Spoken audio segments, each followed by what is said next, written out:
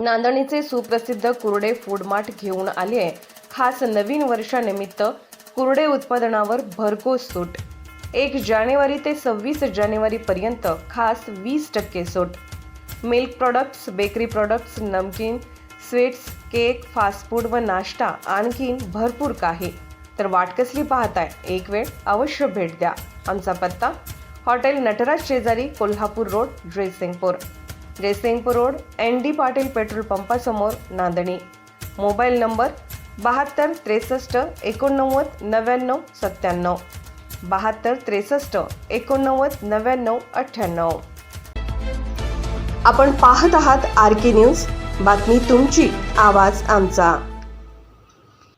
शालेय पोषण आहारात विद्यार्थ्यांना देण्यात येणाऱ्या मध्यान्ह आहारामध्ये अंड्यांचा समावेश करण्याचा अध्यादेश सरकारने मागे घ्यावा अशी मागणी भारतीय जनता पार्टीच्या जैन प्रकोष्ठ यांच्या वतीने शालेय शिक्षण मंत्री दीपक केसरकर यांच्याकडे निवेदनाद्वारे करण्यात येणार आहे, अशी माहिती जैन प्रकोष्ठचे महाराष्ट्र प्रदेश महामंत्री संदीप भंडारी यांनी पत्रकार परिषदेत दिली। भंडारी पुढे म्हणाले, महाराष्ट्रात 100 महिला गट स्थापन करून महिला स्वावलंबी करण्याचा उपक्रम हाती घेतला आहे। शिरोळ तालुका कॅन्सरमुक्त अभियान प्रभावीपणे राबवण्यात येणार आहे। शिक्षण विभागाच्या वतीने 7 नोव्हेंबर 2022 ला काढण्यात आलेले परिपत्रक रद्द करावे, अंड्याऐवजी कडधान्ये देण्यात यावीत, अशी आमची मागणी असल्याचे सांगितले। महाराष्ट्रभर 1 जानेवारीला अंडाबंद आंदोलन करण्यात आले। शालेय शिक्षण मंत्री केसरकर यांना आतापर्यंत 15,000 कडधान्यांची पाकिटे पाठवण्यात आली असून अजून 10,000 पाकिटे पाठवणार असल्याचे सांगितले। महाराष्ट्रभर नवकार महिला बचत गटाच्या माध्यमातून महिलांना रोजगार उपलब्ध होईल, यासाठी महिलांना प्रशिक्षण देण्यात येणार आहे। शिरोळ तालुक्यात भेडसावणारी कॅन्सरची समस्या जनप्रकोष्ठच्या माध्यमातून सोडवण्याची आग्रही भूमिका असणार असल्याचे सांगितले। यावेळी नवकार जैन महिला बचत गटाच्या फलकाचे अनावरण करण्यात आले। यावेळी जैन प्रकोष्ठच्या प्रदेश उपाध्यक्ष महाराष्ट्र ॲडव्होकेट सोनाली मगदूम म्हणाल्या, जैन प्रकोष्ठमध्ये काम करण्याची संधी मिळाली असून भविष्यात सामाजिक आणि विधायक कार्य केले जाणार असल्याचे त्यांनी सांगितले। प्रारंभी शैलेंद्र गाडे यांनी स्वागत केले।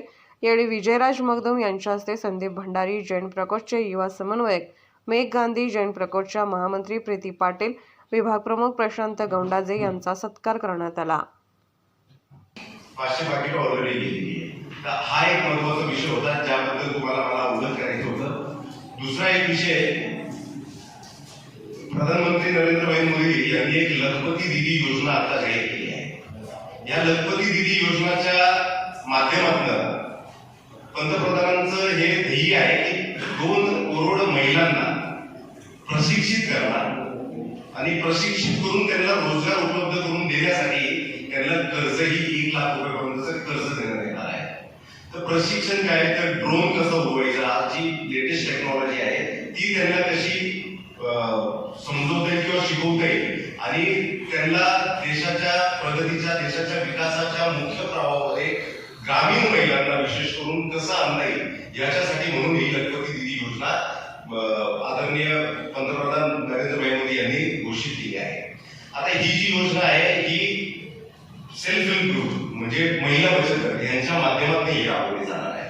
तर भारतीय जनता पार्टी जैन प्रकोष्ठच्या माध्यमातून आपण या 1 जानेवारी ते 28 फेब्रुवारी या दरम्यान नवकार जैन महिला बचत गट या नावाने किमान 100 महिला बचत गट आपण स्थापन करतोय महाराष्ट्रावर, ज्या माध्यमातून किमान 2000 जैन महिलांना आपण प्रशिक्षित करून रोजगार उपलब्ध करू